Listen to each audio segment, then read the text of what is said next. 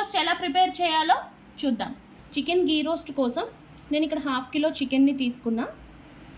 ఇప్పుడు ఈ చికెన్లోకి 1 కప్పు పెరుగు, 1 టీ స్పూన్ అల్లం, 1 టీ స్పూన్ పసుపు, తగినంత ఉప్పు వేసుకొని దీన్ని కలుపుకోవాలి.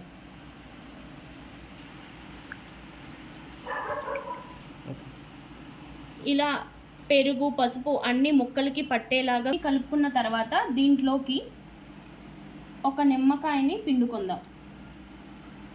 నిమ్మకాయ పిండుకున్న తర్వాత ఫ్రిడ్జ్లో 1 అరగంట సేపు మ్యారినేట్ అవ్వడానికి విడిచిపెట్టేద్దాం. ముందుగా మనం మసాలా ఒకటి ప్రిపేర్ చేసుకుందాం. దానికోసం ప్యాన్లో 10 నుంచి 11 ఎండుమిరపకాయలు, జాపత్రి కొంచెం, 1 ఇలాచి, కొన్ని లవంగాలు, 1 అంగుళం ముక్క దాల్చిన చెక్క, 2 star anise, 1 tea spoon, 1 tablespoon ధనియాలు, 1 టేబుల్ స్పూన్ జీలకర్ర. వీటన్నిటిని మనం డ్రై రోస్ట్ చేసుకుందాం. చూడండి, రోస్ట్ చేసినప్పుడు ఇవ్వండి ఇట్లా మంచి అరోమా ఒకటి బయటకు వస్తుంది.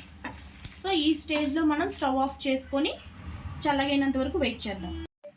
చల్లారిన తర్వాత ఇవన్నీ మిక్సీ జార్లోకి మనం వేసుకొని దీంతో పాటు కొంచెం చింతపండు రసాన్ని యాడ్ చేసుకొని కోర్స్గా గ్రైండ్ చేసుకుందాం. ఇప్పుడు స్టవ్ వెలిగించుకొని బాండి పెట్టుకోవాలి. దాంట్లోకి 2 టేబుల్ స్పూన్ గీ వేసుకొని కొంచెం వేడెక్కే వరకు వెయిట్ చేద్దాం. కళాయి వేడెక్కిన తర్వాత ఆల్రెడీ మ్యారినేట్ చేసి పెట్టుకున్న చికెన్ని మనం దీంట్లోకి యాడ్ చేద్దాం. ఇలా చికెన్ వేసుకున్న తర్వాత దీంట్లో ఇప్పుడు కొంచెం కరివేపాకు యాడ్ చేద్దాం. కరివేపాకు వేసుకున్న తర్వాత దీంట్లోకి నేను just 1 tablespoon Kashmiri powder వేసుకుంటున్నా. ఇఫ్ ఇన్ కేస్ మీ దగ్గర లేకపోతే మీరు స్కిప్ చేయవచ్చు. నేను జస్ట్ కలర్ వస్తుంది అని చెప్పి వేయడం అంతే.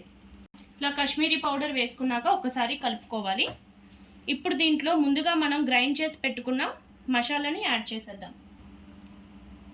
ఇప్పుడు ఈ చికెన్కి ఈ మసాలా పట్టేలాగా ఒకసారి బాగా కలబెట్టుకోవాలి. ఇలా మసాలా మొత్తం ముక్కలకి పట్టేలాగా కలుపుకున్న తర్వాత ఫ్లేమ్ని మీడియం ఫ్లేమ్లోకి పెట్టుకుని ఇలా మూత పెట్టి 10 మినిట్స్ చికెన్ని ఉడకనిద్దాం. 10 మినిట్స్ అయిపోయింది కదా, ఇప్పుడు మూత తీసి చూద్దాం. చికెన్ ఆల్మోస్ట్ కుక్ అయిపోయింది. ఒకసారి ఇలా కలుపుకుందాం. ఇప్పుడు లాస్ట్లో కొత్తిమీర వేసి గార్నిష్ చేసుకుందాం. చికెన్ గీ రోస్ట్ రెడీ అయిపోయింది. మీరు కూడా ఒకసారి మీ ఇంట్లో ట్రై చేయండి. రెసిపీ ఎలా ఉందో నాతో షేర్ చేయండి.